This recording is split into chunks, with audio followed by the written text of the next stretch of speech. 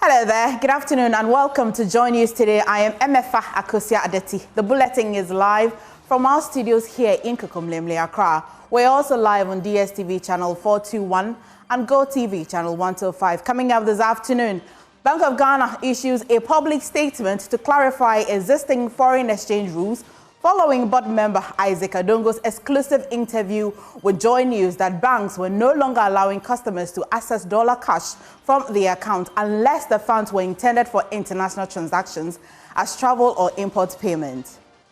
As well, Energy Minister is racing against time to secure liquid fuel for power generation, with the country having only 2 to 3 days of fuel left.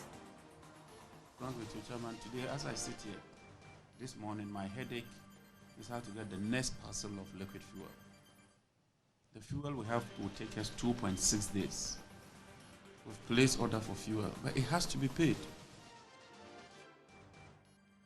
Meanwhile, the Minister, John Jinapor, is projecting that the energy sector under recoveries will hit 30 billion cedis by the end of 2025. This year alone, government spent over 24 billion cedis in energy sector, either you call it subsidies, under recoveries or shortfalls. We'll take you live to the Pedestrian Valley Resort where Parliament's Energy Committee is happening. And as well, a suspended Chief Justice faces questions over allegations of financial misconduct and questionable administrative decisions in a probe that will determine whether she remains in office or is removed. And also a little later, the mayor of Accra issues a final warning to pedestrian traders operating on walkways and busy streets, giving them until Tuesday, May 20, to cease their activities or face removal. That we have to engage petty traders on the pavements, now they have taken almost half of the streets. Many thanks for choosing us. Please stay for details.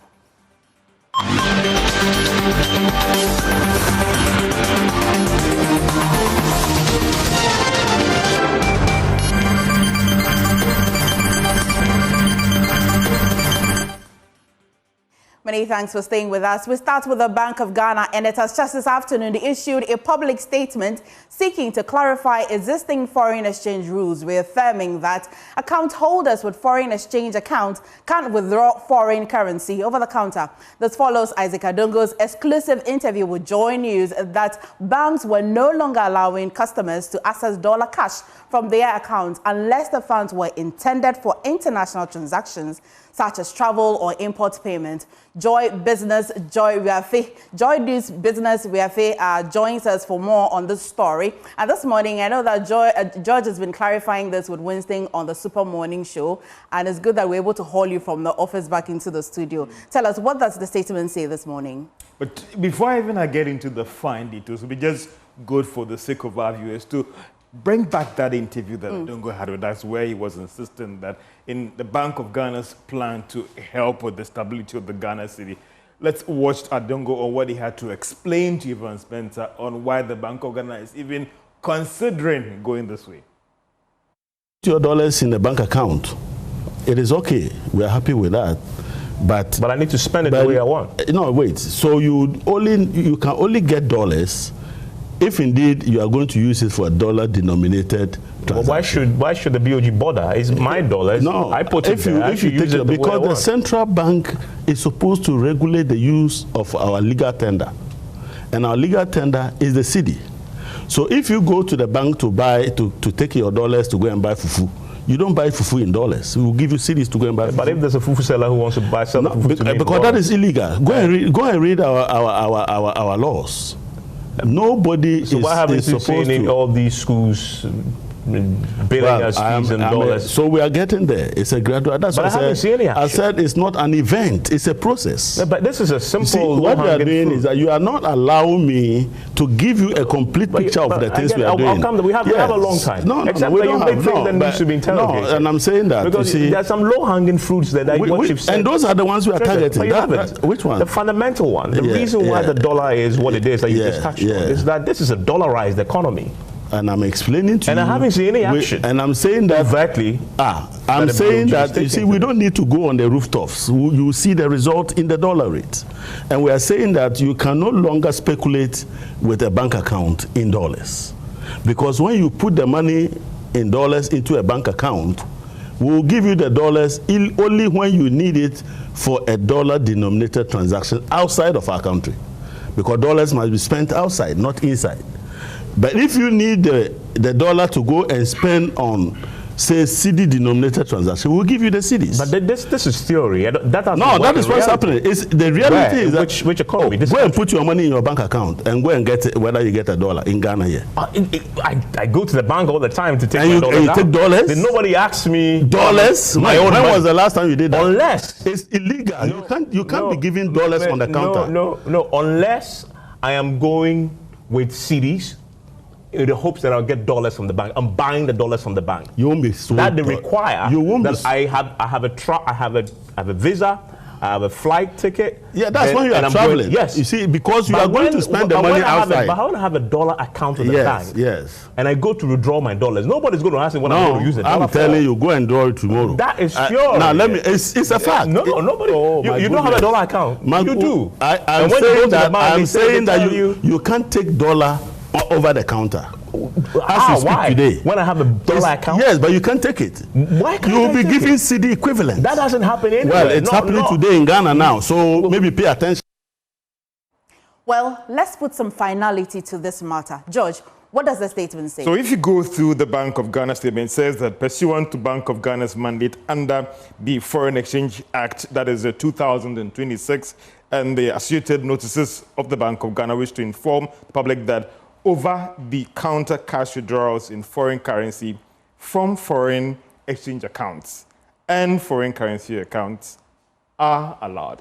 Okay. So the Bank of Ghana, if you go through the statement, it is seeking to establish that if you have $10,000 in your account, you can go to the bank and make the withdrawals. There are no restrictions as we speak right now. Again, the Bank of Ghana went ahead to also explain that, for these foreign exchange accounts and the non-foreign exchange account holders, there's currently some limits. You cannot withdraw certain X amount, when you are traveling and all those things. And if you go through the statement, it says that for the purposes of travel outside Ghana, so for instance, if you have about maybe $100,000 in your account, you cannot walk to a commercial bank today, pay the laws to say that, give me $100,000. No. And the Bank of Ghana is seeking to echo that fact that when it comes to these regulations, you can walk into a bank and make the withdrawal, but it's capped at $10,000, and its equivalent confirmed as in the travel ticket is also indicated. Now, if you go through the statement again, the Bank of Ghana is also saying that even though you want to withdraw these monies, you understand me, you're able to show the commercial bank that, I am traveling outside the country and all the rest. And if you want to withdraw a certain quantum, which is more than the $10,000 maybe like for instance, you can go and just withdraw maybe 200, 300, 400. But where you need more, you should be able to explain to the bank why you need that money. Okay. And that is capped at the $10,000. Okay. Understand me? So it is not true, again, from this statement that if you should go to your bank today that you want to withdraw from your foreign exchange account, that they are going to give you CD equivalent. Those foreign exchange accounts to be given to you, or foreign exchange money to be given to you. But if you need more, then the reminder here is that it is capped at $10,000.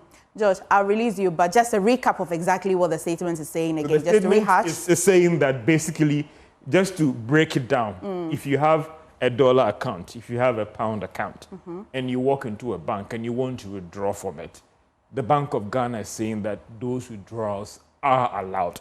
Now, if, for instance, you want to withdraw more, where that is relative in relation to your account, and you want to take it outside and all the rest, there's a cap of $10,000 on this that is given to you. So the assurance here is that, and again, if you go to the Bank of Ghana, also try to emphasize something that as they speak right now, these current rules that are there, they have no plans in changing it to place any restrictions on you that will bar you from withdrawing from your account. George, you're amazing. Thank you for bringing Welcome. clarity and finality to this. Now, moving on, the Energy Minister, John Jinapor, is racing to secure billions of cedis to buy liquid fuel for power generation, with the country having less than 3 days worth of fuel left. He's set to make a last-ditch effort to secure funds from Cabinet to avoid national power shutdown. Thank you, Chairman. Today, as I sit here, this morning, my headache is how to get the next parcel of liquid fuel. The fuel we have to take us 2.6 days. We've placed order for fuel, but it has to be paid. We've procured some fuel on credit and working with the Ministry of Finance to pay. But the truth is that the Ministry of Finance also has its limits. And so we'll be going to Cabinet to discuss how we can improve on the sector. And that is why we are pushing for some private sector participation in ECG's operations. It does not entirely solve the problem, but it takes us to another level. Because if the collections are reduced from the 40% to say 5%, it means that we'll be collecting more. Cabinet has also adopted a position, and we'll brief you, Chairman. All MMDAs are supposed to pay for their electricity bills. They have to budget for it. We've identified what we call critical institutions. They include the health sector, the education sector, the security agencies, and the presidency. Even with that, so if you take the health sector, it's the theaters, the laboratories, the wards that will be exempted. If you take the educational institutions, dormitories are not part. Restaurants are not part. Only lecture theaters. And so we've classified that. And Cabinet is granting the approval and will publish that. Even what we term as critical institutions, the Minister of Finance will have to budget for it and pay. Affairs correspondent Kweku Asante is at this workshop and has joined us with more details. Kweku, tell us, what has the minister been saying? What is causing him sleepless nights?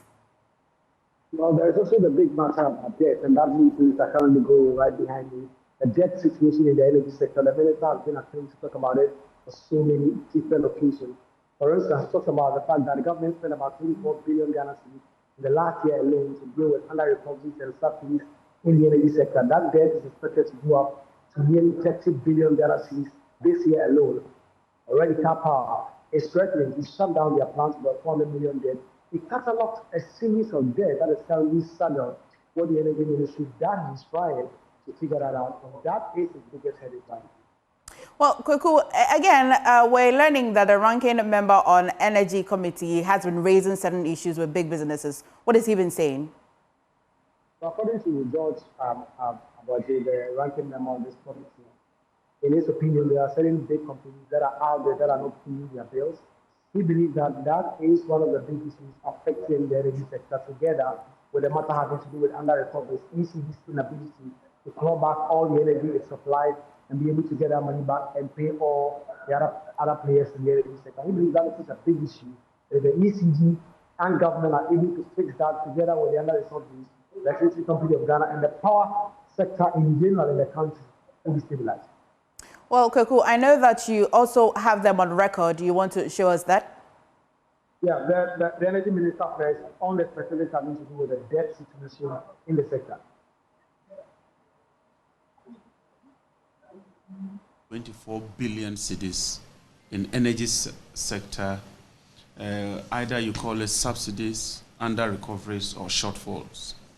This year, it is estimated at over 30 billion in terms of the shortfall. Yesterday, we had a session with the finance minister, and a lot of the people here were there.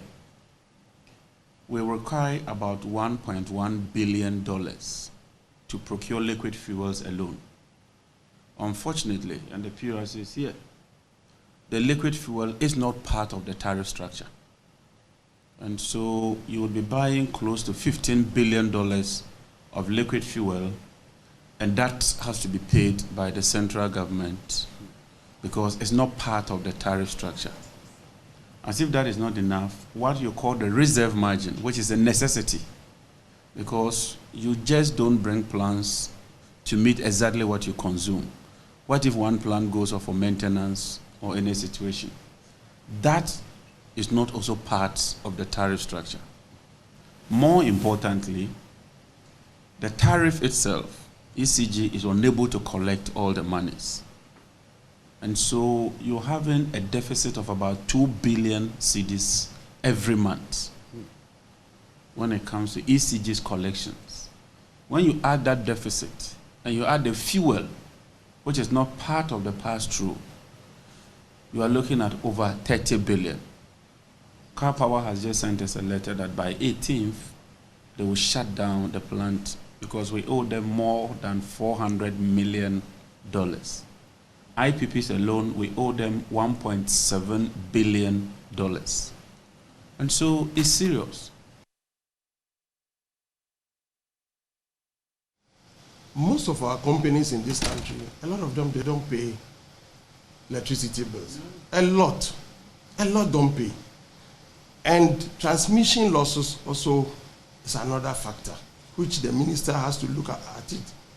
We are currently at around 29 to 30% transmission losses, whereby the OECD or the international sectors, their transmission losses is around 8 to 9%.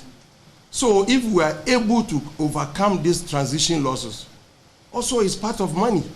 Because at generation, when you generate power, okay, immediately you generate, the generator charges what he has generated. So whether you use it or not, whether it goes to the consumer or not, definitely they are going to charge us. So this is some of the areas I would like the minister to look at it. Because transmission losses is killing us. I always said our tariff, currently our tariff is, when you compare to the West African sector tariff, I think we are almost at par with them. But if we are at par with them and still having all these challenges, what do you have to say? So these two critical sectors, three critical areas, like the transmission losses and people who are not paying, big industries. Because very few are paying electricity bills in this country. So, Mr. Minister, you have our support. We will not antagonize what you want to do for the country. We all want the best. You've been a ranking member before, and we'll collaborate with the chairman and the rest of the committee to do what is right for this country. Away from that, back here in Accra, the mayor of Accra, Michael Alote, has issued a final warning to pedestrian traders operating on walkways and busy streets, giving them until Tuesday, May 20, to cease their activities or face forcible removal. Speaking at the AMA City Hall, Mayor Alote emphasized that assemblies will no longer tolerate unauthorized street trading, which has long contributed to congestion and safety hazards in the city. He said the crackdown is part of a broader effort to decongest Accra streets and improve urban mobility. The mayor is urging affected traders to relocate to approved markets. Out there to each and every one of us to know that the streets are not for selling. The streets are a place where cars and use. It's not a place that we have to engage petty traders on the pavements, on the, now they have taken almost half of the streets. But I wait till something happens, they will come attack the mayor of the city. So as the mayor of the city, I cannot watch this one. So on Tuesday, we are starting from Okanshi to move straight to Seko and Kanishi. So please, we are not after anybody. We are not coming because we have the power to move from the street. No, we want to keep the city clean.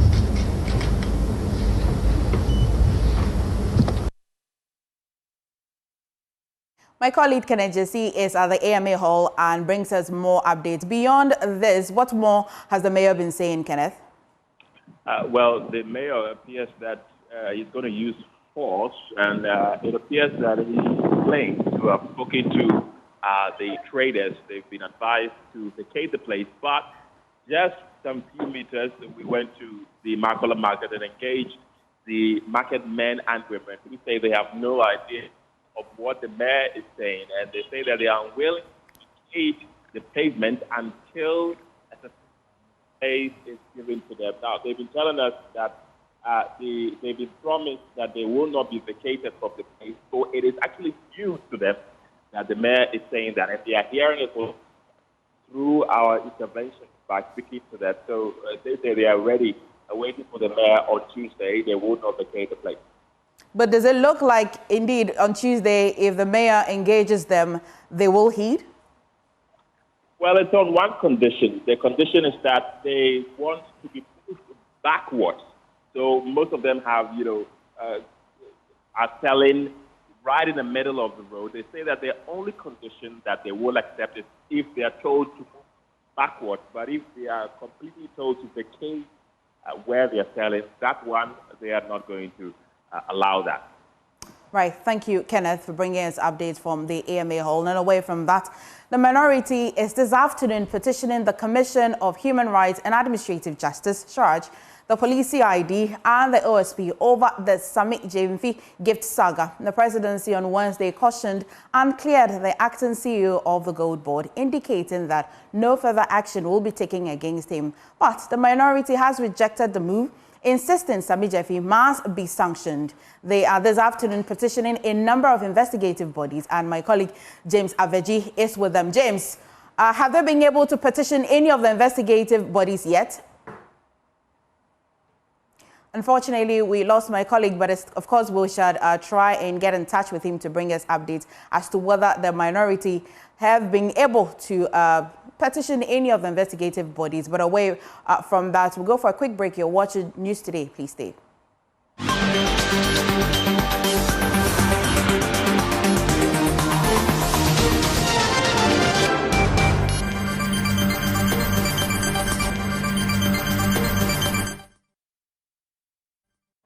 Welcome back to News Today. Now, the minority is this afternoon petitioning the Commission of Human Rights and Administrative Justice, SHRAJ, the police CID, and the OSP over the Sami Gyamfi gift saga.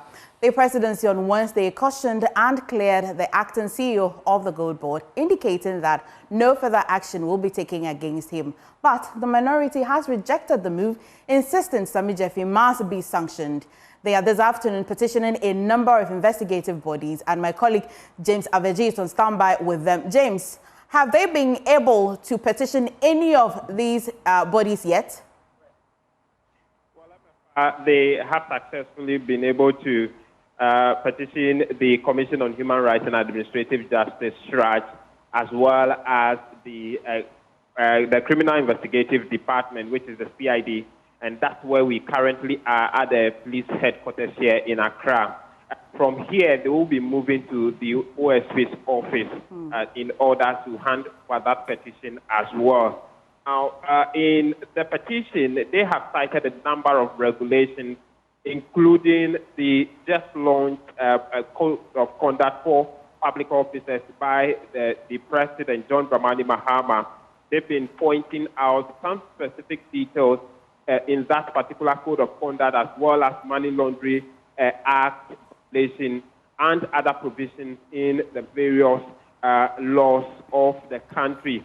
They have rejected the president's clearing of Sami Gyamfi, indicating yesterday we were told by the government communications minister that the presidency is not interested in taking any further action into the matter. The minority says that they reject this position by government. They want these three state institutions to initiate their own independent investigations into the matter in order to come out with findings that and the outcome of this must be implemented by the president. The petitioner himself is the MP for Nalerugu Gambaga constituency, Honorable Mumuni Mohammed Nuruddin, and the group is actually led by the Minority Whip Habib Idrisu, as well as the Deputy General Secretary of the NPP. And so currently here at the CID headquarters, they'll be moving to the OSP's office to go and do same. MFR.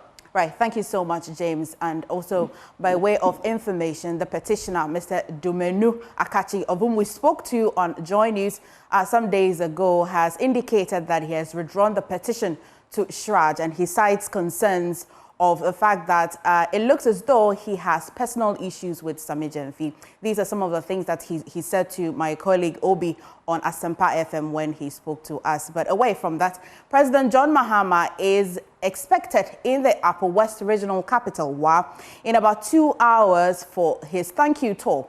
The thank you tour is to express his gratitude to the people of Ghana for their support in the 2024 general elections. He is also expected to update residents on the achievement of his government and plans going forward. Presidential Affairs correspondent Maxwell Agbagba is in the Upper West region now and will join us with updates live from the capital. Maxwell, are things shaping up? Yes, so things are getting ready here. Preparations are far advanced to welcome the President John Dramani Mahama to the Jubilee Park here at the Upper West Regional Capital. Now, we know that the President has already been to the Volta region, to the Central region, to the Western region, to the Upper East region, among others. And the Upper West region is one of the places where he's visited to say thank you to the people who voted for him in the 2024 elections. Now, there's a palpable sense of anticipation here in the Upper West Regional Capital as the residents get ready. Here at the venue for this afternoon's thank you tour, the place is already filling up with enthusiastic supporters, party faithfuls, and traditional leaders already getting seated.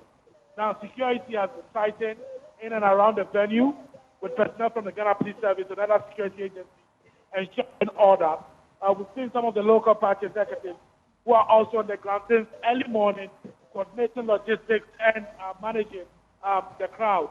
Now, President Mahama is expected to use this platform to thank the people for their massive support in the 2024 election and also highlight key achievements from his administration and share his vision going forward.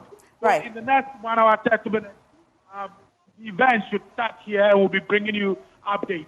Absolutely. From the Upper West Regional Capital. Thank you, Maxwell. And you, of course, should stay with us because we shall be bringing you everything, including his arrival, in our subsequent bulletins. But away from the Upper West region, scientists at the Kwame Nkrumah University of Science and Technology and Oregon State University are using the zebrafish to determine the extent of damage toxins from illegal mining activities in Ghana are causing to the human body.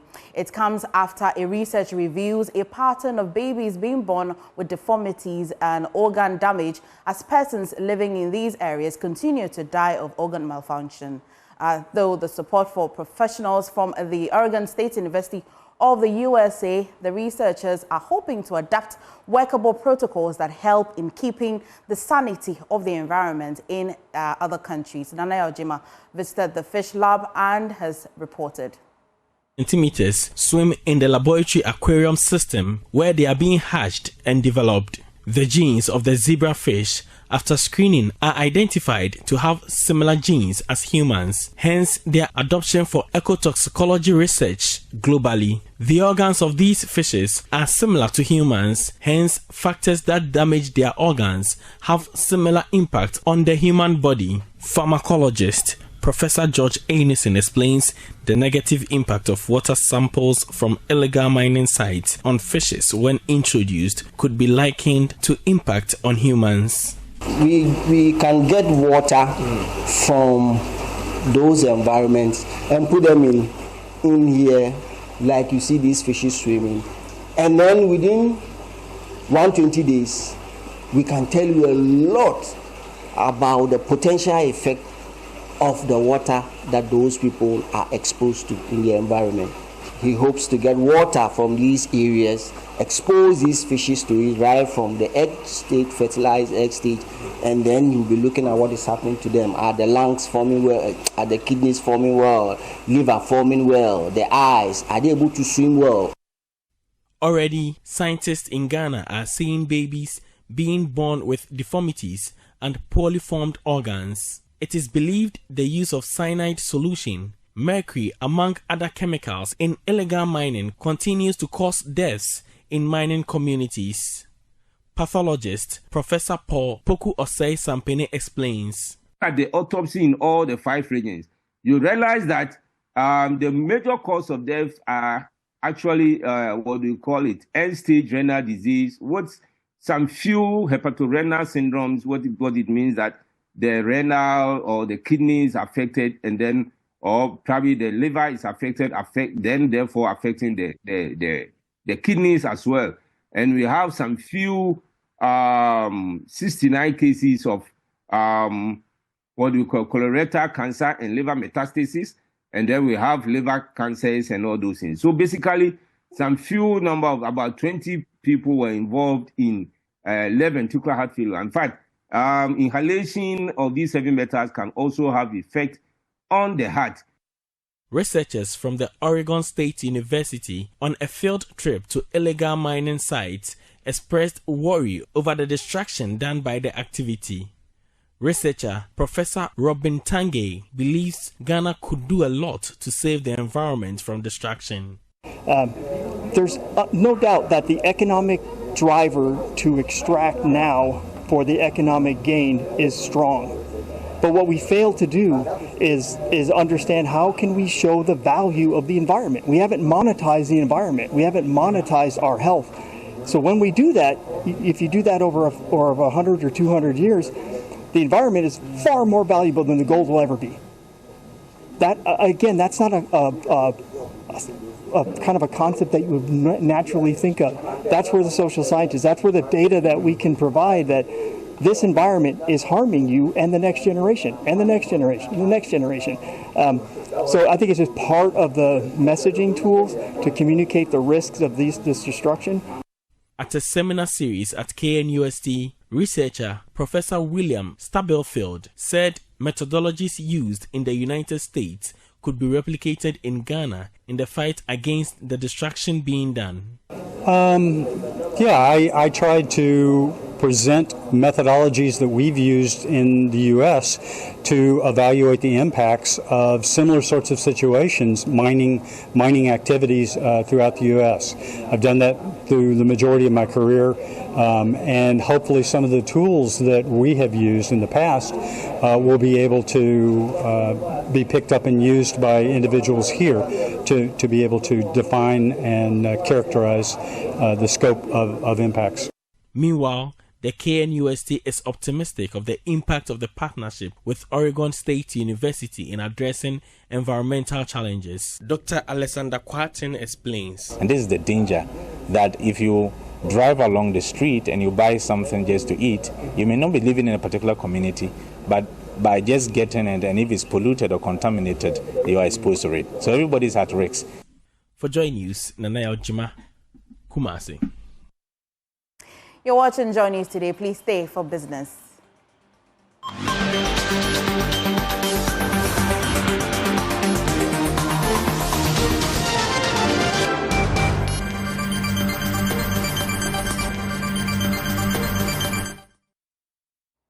Welcome back to business here on JoyNews Today. My name is Winston Taki, and now to our first business story. The Association of Automobile Assemblers Ghana has launched the second edition of the Ghana Automotive Summit 2025, aimed at showcasing locally assembled automobile brands in the Ghanaian market. Speaking at the media launch in Accra, President of the association, Jeffrey Opon-Prepra, emphasized the importance of supporting made-in-Ghana vehicles to boost local employment and drive economic growth. Edition of the Ghana Automotive Summit 2025 has been launched under the theme, The Future of the Automotive Industry. According to the president of the Automobile Assemblers Association of Ghana, Jeffrey Opon-Prepra, this year's summit will serve as a platform to showcase locally assembled vehicles and foster dialogue around key policies aimed at advancing the growth and development of the automotive sector.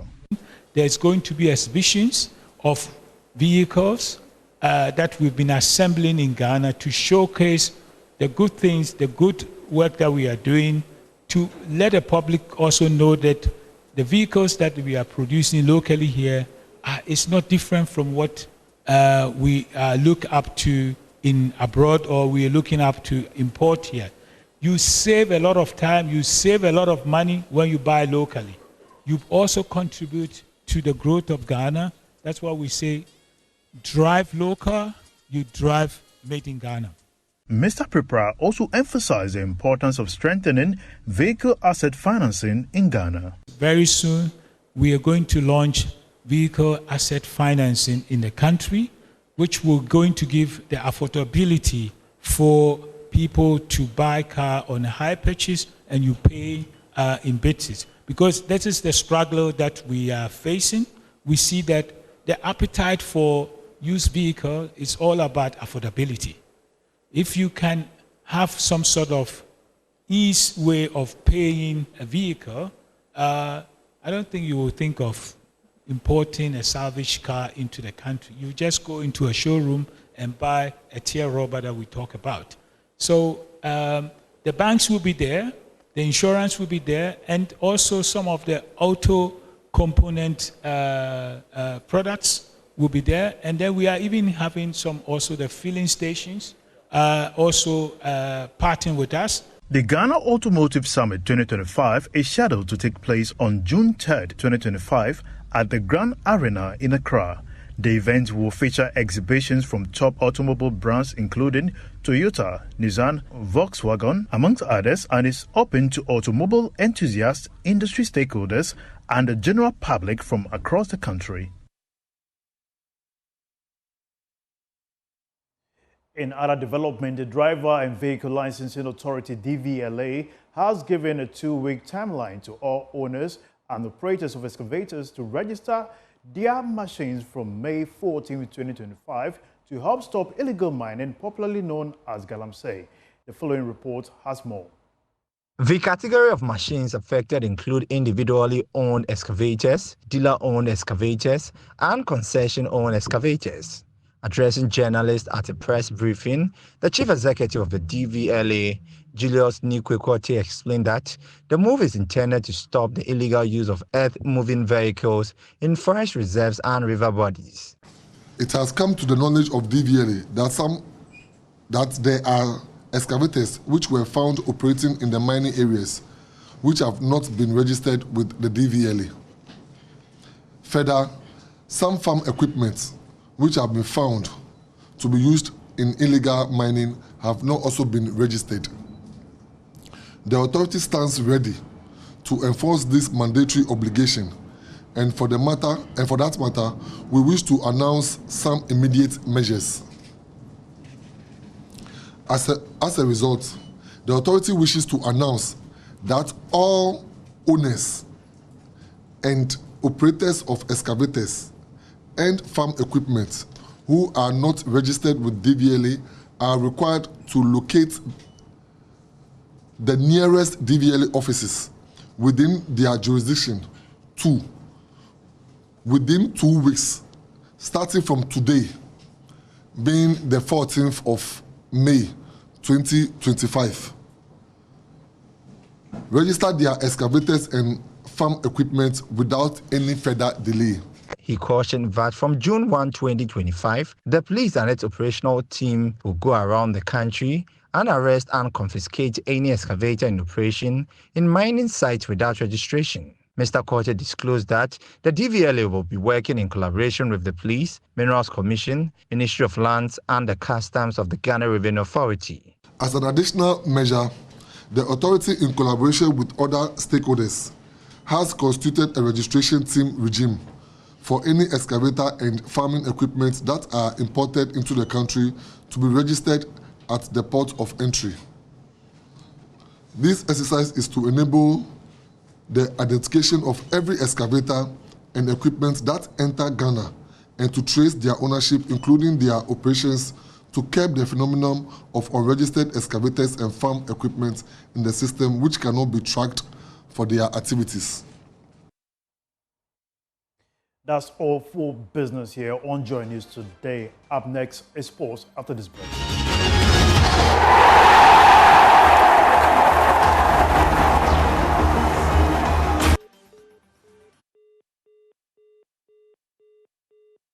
Time now to bring you sports here on Joy News Today with me, Muftau Nabila Abdullah. This weekend in the Women's FA Cup final, and JoyNews ladies, they will come out against Faith Ladies. Faith Ladies, they were relegated at the end of the Women's Premier League competition. However, they are determined to go all out and lift the ultimate crown, which is going to be happening at the University of Ghana Sports Stadium on this Saturday.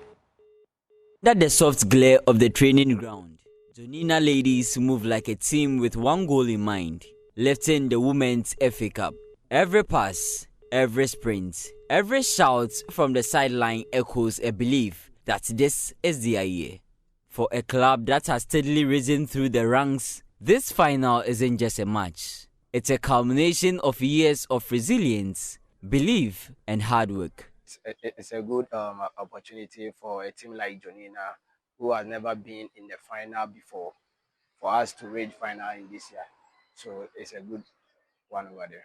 At least for JoyNews and Antioch community to get a FA Cup title will be a huge blow. Like it will be like amazing for Antioch community to get a title at the FA. Confidence runs deep within the squad, and it's not just coming from the sidelines.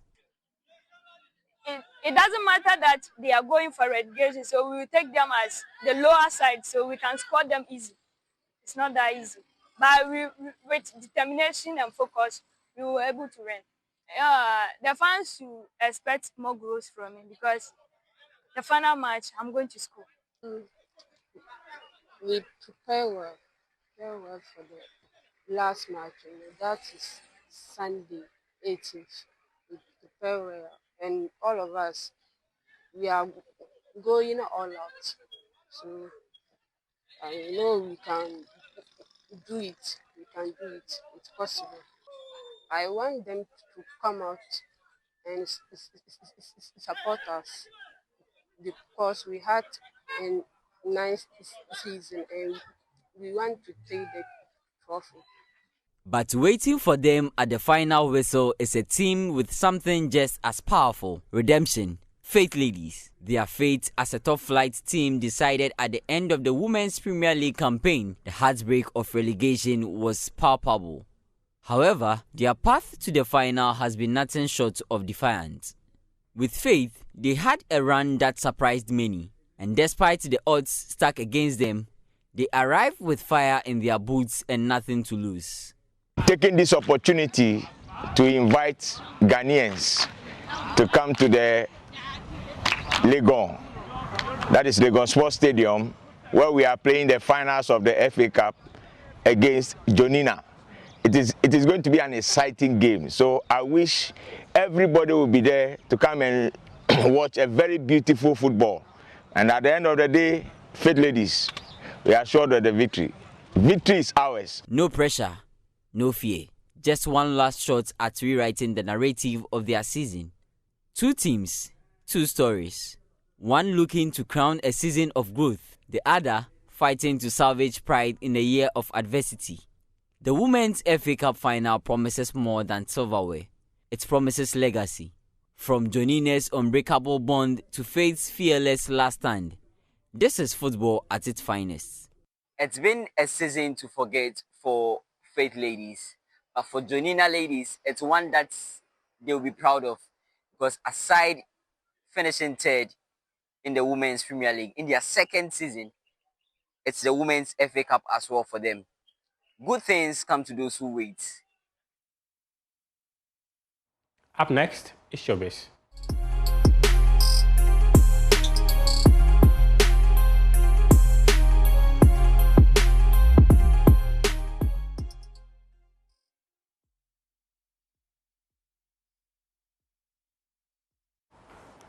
Hello there, good afternoon. Welcome to the Showbiz segment with me, Jacqueline and Suma Yeboah. So first story for today, Ghanaian comedian and filmmaker Kweku Sintim Misa, popularly known as KSM, has shared his concerns about the state of Ghana's movie industry. In an interview with Irene Adubia Enin on Joy Learning TV, he stated that the industry has talented individuals but lacks a clear plan for success. There's more in the following report. KSM said Ghana's film industry has all the right ingredients but lacks the recipe for success. He emphasized that distribution is a major hurdle, with filmmakers often funding their own projects and struggling to reach audiences due to weak systems. In Ghana, our film industry is amazing.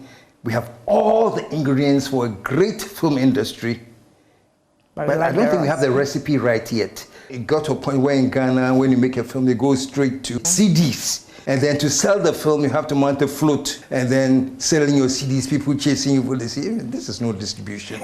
KSM compared Ghana's industry to Nigeria's, noting that Nigeria has had more time to develop its film industry, refine production, and establish distribution networks. We can't compare even the film industry in Ghana to the Nigerian one in terms of the Nigerians have had longer time of being exposed to making them.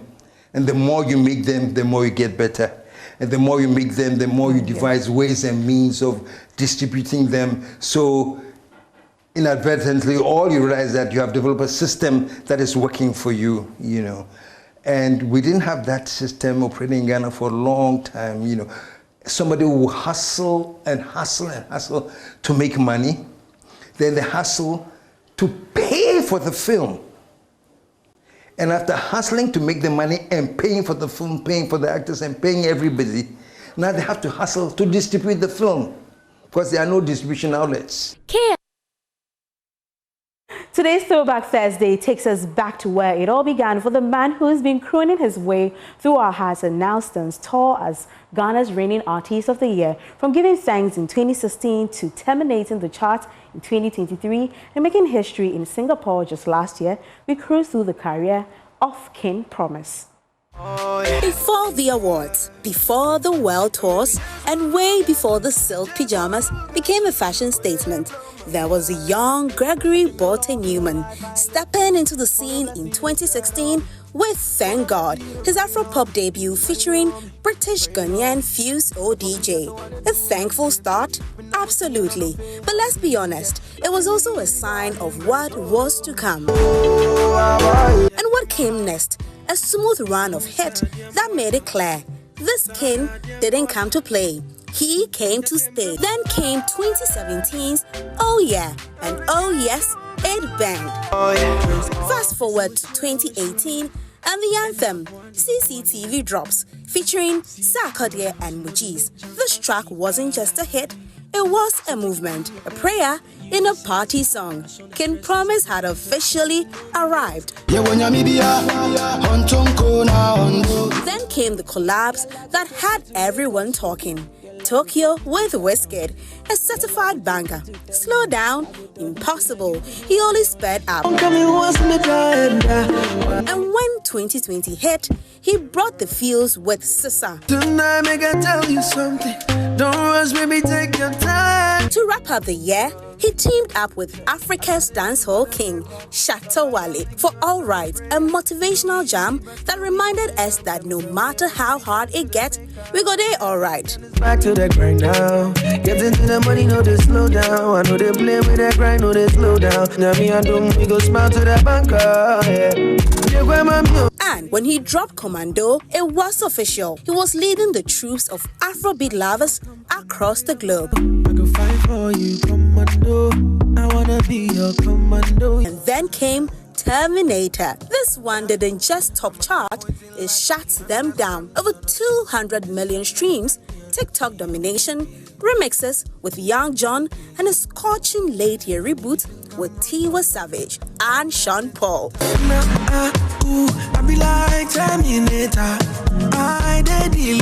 Then in 2024, King Promise made history as the first Ghanaian artist to sell out a concert in Singapore.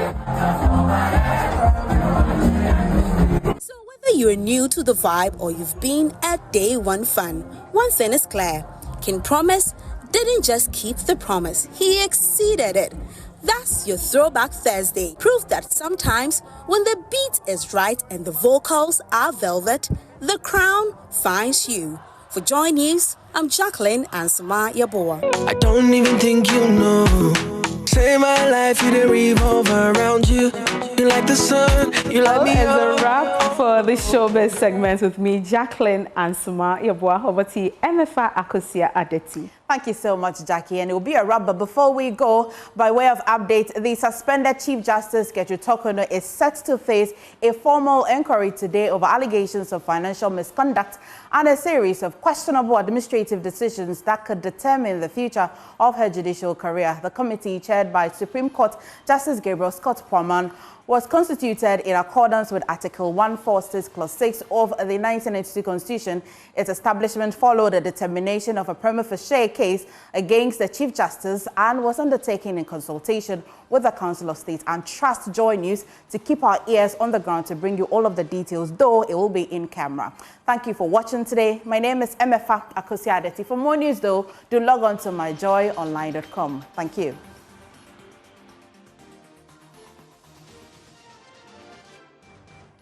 Thank you again for watching. Bye.